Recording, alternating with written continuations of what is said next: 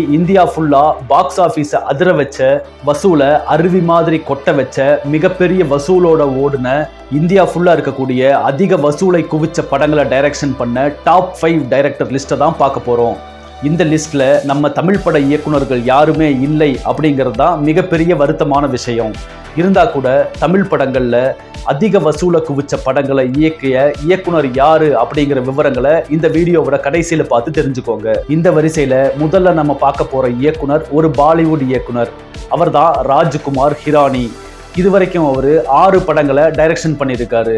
அவர் direction பண்ண 6 படங்களோட மொத்த வசூல் 2450 கோடி. இந்த ராஜ்குமார் ஹிரானி டைரக்டர் ஆகிறதுக்கு முன்னாலேயே பல படங்கள்ல எடிட்டரா ஒர்க் பண்ணியிருக்காரு.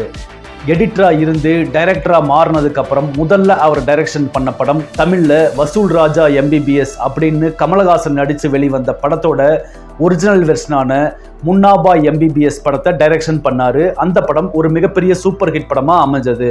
மறுபடியும் அதோட தொடர்ச்சியை போல ஒரு படத்தை இயக்குன ராஜ்குமார் ஹிரானி மறுபடியும் ஒரு மிகப்பெரிய வெற்றி படங்களா அமைஞ்சிருந்த அமீர் கான் நடிச்சிருந்த 3 Idiots படத்தையும், மறுபடியும் அமீர் கான் நடிச்சு ஒரு சயின்ஸ் ஃபிக்ஷன் மெகா ஹிட் படமா அமைஞ்சிருந்த PK அப்படிங்கிற படத்தையும், அதுக்கப்புறம் சஞ்சு அப்படிங்கிற படத்தையும், ஷாருக் நடிச்சிருந்த டங்கி அப்படிங்கிற படத்தையும் டைரக்ஷன் பண்ணியிருக்காரு. இவர் டைரக்ஷன் பண்ணி வெளிவந்த 6 படங்களோட ஒட்டுமொத்த வசூல் தொகை 2450 கோடி. இவர் தான் இந்த லிஸ்ட்ல 5வது இடத்தை பிடிச்சிருக்காரு.